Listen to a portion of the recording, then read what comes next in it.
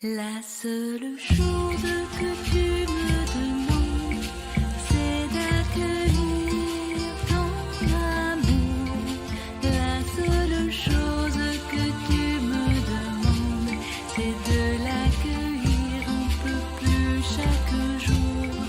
La seule chose que tu me demandes, c'est d'accueillir ton amour.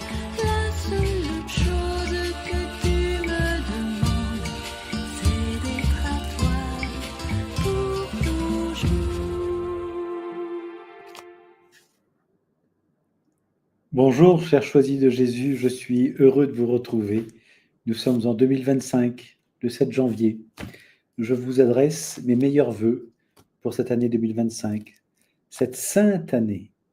Nous sommes, comme vous le savez, dans le jubilé et dont le titre est Pèlerin de l'espérance. Donc je vous souhaite de cheminer dans cette espérance qui nous conduit à Dieu, tout simplement. Aujourd'hui, la pensée du jour est extraite du message numéro 5 du deuxième volume de Pour le bonheur des miens, mais choisis Jésus. Et le titre de cette diffusion est « Une petite offrande qui transforme le monde ». Plongeons, si vous voulez bien, dans cette pensée du jour. Mon tout petit, ma toute petite, si tu savais la joie qu'il y a au ciel, uniquement à cause de ces moments d'intimité que tu me permets d'avoir avec toi. C'est un feu d'amour, feu qui non seulement s'enflamme de plus en plus dans ton cœur, mais qui s'enflamme dans une multitude de cœurs. Et très bientôt, la terre sera complètement transformée, renouvelée, prête à m'accueillir pour mon grand retour. Quel merveilleux message de Jésus. En résumé, je crois que cette pensée du jour nous dit ceci. Jésus exprime là sa joie immense pour les moments d'intimité qu'il passe avec nous, révélant que cette communion, lui et nous, lui avec nous et nous avec lui tout à nous et nous tout à lui, donc dans cette communion déclenche en fait un feu d'amour transformateur qui touche une multitude de cœurs et prépare le monde à son grand retour. Une pensée juste merveilleuse. Je relève 3 points clés. 3 points clés à retenir, je crois. Jésus se réjouit des moments d'intimité avec nous. Il aime ça. L'amour de Jésus est contagieux. Il se répand à travers nous. Et troisième, c'est le feu de son amour prépare la terre pour son retour. C'est juste merveilleux. N'oublions pas cela. Il se réjouit que nous puissions avoir des moments d'intimité avec lui. Il en profite pour répandre, pour nous utiliser et répandre son amour auprès d'une multitude, et il en profite aussi pour préparer la terre à son grand retour. C'est juste extraordinaire. Alors, je crois que dans cette pensée du jour, Jésus nous appelle à cultiver une intimité profonde avec lui. Parce que ces moments d'intimité, donc, nourrissent non seulement notre cœur, mais transforment le monde. C'est pas que, il ne s'agit pas de nous seulement, mais du monde aussi. Alors, il nous encourage donc à reconnaître que nous faisons partie de son plan d'amour, qui prépare l'humanité à son retour. Qu'on le veuille ou non, nous faisons partie de son plan d'amour. Il a juste besoin que nous le reconnaissions. C'est une manière d'accepter, de donner notre consentement à ce qu'il nous utilise comme collaborateurs à son plan d'amour. Alors aujourd'hui, j'espère que vous avez lu l'évangile de ce jour. Il est extrait de l'évangile de Marc, chapitre 6, versets 34 à 44. Alors, je vais faire un rapide résumé de cet évangile-là. Donc Jésus voit une foule nombreuse. Il est ému de compassion pour cette foule. Ils sont un peu comme des brebis sans berger. Eh bien, que fait-il? Il commence par leur enseigner longuement. C'est intéressant d'entendre ça, longuement. Il ne leur dit pas 2-3 mots comme ça, non. Il les enseigne longuement. Des brebis sans berger ont soif. Donc, il les enseigne longuement. Et l'heure avance et les disciples donc suggèrent à Jésus de renvoyer la foule pour qu'elle trouve à manger. Mais Jésus leur demande au contraire de leur donner eux-mêmes à manger. Et lui, ils lui répondent en fait qu'ils n'ont que 5 pains et 2 poissons, totalement insuffisant. Mais Jésus prend les pains, il rend grâce, il les rompt et les donne à ses disciples pour qu'ils aillent les distribuer. Vous voyez, on voit un peu cette collaboration-là. De même pour les poissons. Toute la foule, en fait, est rassasiée. Et à la fin, il reste 12 paniers pleins de morceaux. Donc, l'acte de distribuer a fait en sorte que finalement, l'abondance, c'est l'abondance de Dieu qui se manifeste, tout simplement. Alors, essayons de voir un peu les liens entre cet évangile de Marc, la multiplication des pains, et cette pensée du jour, d'aujourd'hui. Je vois 3 liens. Le premier lien que je vois, c'est un peu la compassion et l'intimité avec Jésus. Alors, on voit que dans l'évangile, Jésus est ému de compassion pour la foule. Et il s'approche d'elle pour répondre aux besoins de la foule, aux besoins de nourriture. Parallèlement, dans la pensée du jour, eh bien, Jésus manifeste une joie immense pour les moments d'intimité que nous lui offrons. Vous voyez, donc, on voit bien que ces 2 textes-là montrent que Jésus désire être proche de nous. Il désire être dans une relation où il a la possibilité, la permission de nourrir nos cœurs et nos âmes. Il le fait d'une manière dans la pensée du jour, par des moments d'intimité, et il le fait par la multiplication des pains, l'abondance dans l'Évangile. Ça, c'est le premier lien, compassion, intimité avec Jésus. Deuxième lien que je vois, c'est la transformation opérée par l'amour et le partage. Alors, on voit que dans l'Évangile, le peu qui est offert à Jésus, vous savez, les 2 pains et les 5 poissons, là, ou les 5 pains et 2 poissons, je ne m'en souviens plus. Donc, en fait, le peu qui est offert à Jésus devient une abondance qui nourrit une multitude. C'est juste extraordinaire. Alors, du coup, et parallèlement, dans la pensée du jour, eh bien, cette intimité de Jésus déclenche un feu d'amour qui touche une multitude de cœurs. On a là la notion de multitude qui revient. Les 2 passages, donc, illustrent quoi? Illustrent la manière dont l'amour de Jésus transforme les petites offrandes humaines qu'on peut lui donner en bénédiction infinie pour d'autres. C'est intéressant de voir ça. Et ça me rappelle un peu la veuve qui vient mettre ses 2 piécettes de monnaie en offrande.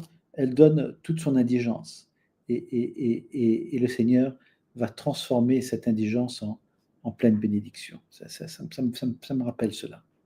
Et puis, il y a un troisième lien.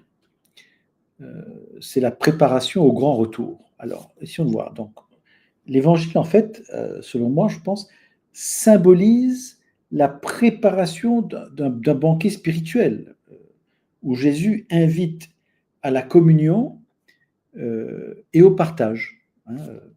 Cette multiplication des pains, hein, c'est le symbolisme d'un banquet spirituel à mes yeux.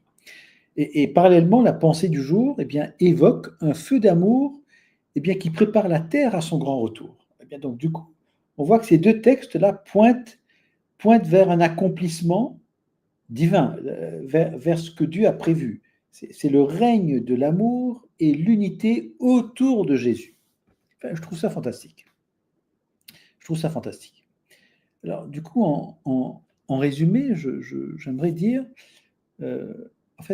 Jésus nous appelle à entrer dans une relation d'intimité avec lui, pensée du jour, et à lui offrir nos petits gestes de foi. Ça, c'est l'Évangile, ce que nous avons.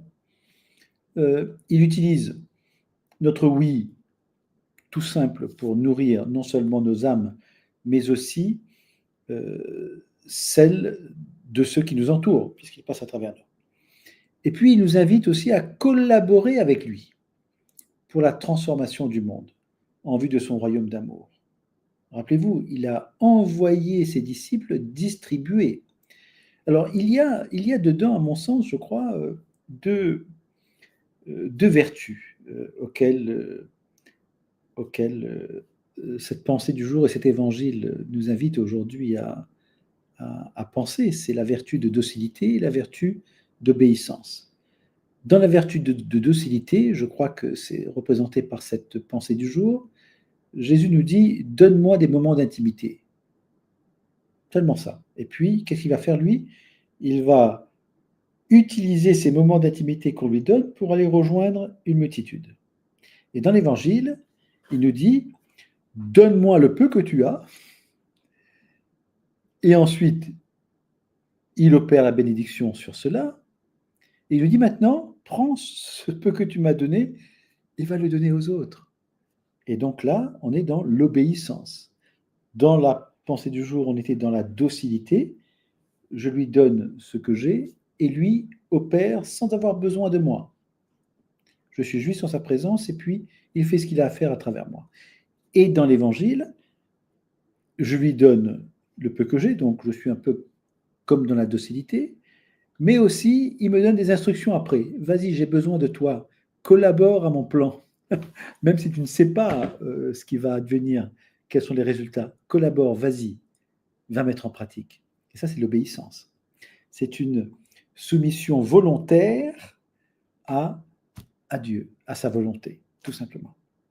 Alors, c'est pourquoi j'aime bien cette pensée du jour et j'aime bien ce lien avec cet évangile, parce que là, il nous ouvre à des espaces auxquels on n'avait peut-être pas forcément pensé, toujours pensé. Donc, finalement, la pensée du jour nous invite à demeurer à l'écoute de Jésus en nous mettant en sa présence, dans une relation d'intimité. Et l'Évangile nous invite à collaborer avec lui à son plan d'amour. On voit donc que la docilité va de pair avec l'écoute de Jésus, là, hein, et l'obéissance va de pair avec la collaboration, la mise en pratique, avec la mise en pratique de ses instructions, tout simplement. Alors moi, j'aime beaucoup cela. Alors j'espère que vous aussi, vous avez apprécié ce développement-là, cette proposition de lien avec l'Évangile.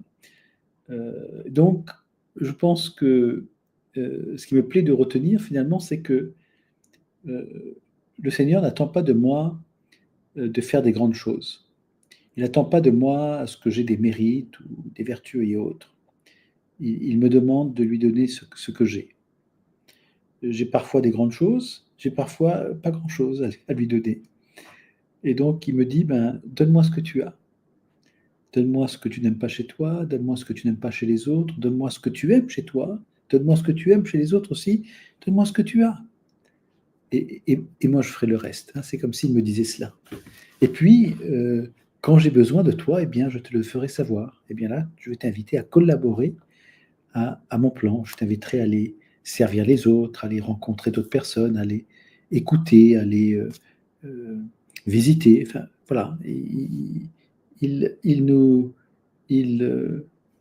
voilà, il nous fait grandir à travers cette docilité et cette obéissance. Il nous fait grandir à travers cette écoute, à travers son écoute et à travers eh bien, cette collaboration. Et dans les deux cas, autant dans la docilité que dans l'obéissance, je crois, autant dans l'écoute que dans la collaboration, on ne sait pas toujours ce qu'il va faire de nous, comment il va nous utiliser. On ne sait pas. Et nous, on est juste là à dire, ben, je te fais confiance, Seigneur. Je m'abandonne à toi. Je choisis la docilité et l'obéissance. Je choisis la confiance et l'abandon. Je choisis l'humilité. C'est donc ma dépendance complète, totale à toi, puisque en dehors de toi, je ne peux rien faire. Jean 15, 5. Je choisis l'amour que tu me demandes de vivre. Donc je choisis d'accueillir ton amour et de faire en sorte que... Et je choisis que ton amour soit la solution, peut-être même à tous les problèmes. Eh bien, je te choisis, Jésus, pour mon maître, tout simplement. Voilà, c'est une manière peut-être de vivre durant cette semaine, cette pensée du jour et le lien de cette pensée du jour avec l'Évangile. Une offrande, une petite offrande peut transformer le monde. Pensez-y. Et c'est Jésus qui le fait. Ce n'est pas notre œuvre, c'est son œuvre à lui. Je vous souhaite une belle semaine. Je vous donne rendez-vous mardi prochain pour un autre rendez-vous, une autre diffusion sur un autre thème, un autre sujet. Et que Dieu vous garde, qu'il vous bénisse, qu'il vous comble de son amour, qu'il déverse de manière abondante ses bénédictions sur vous. Amen. Parce que l'amour nous aime, nous devenons l'amour. Parce que l'amour nous aime, nous devenons l'amour. Parce que l'amour nous aime, nous devenons l'amour. Amen. Au revoir.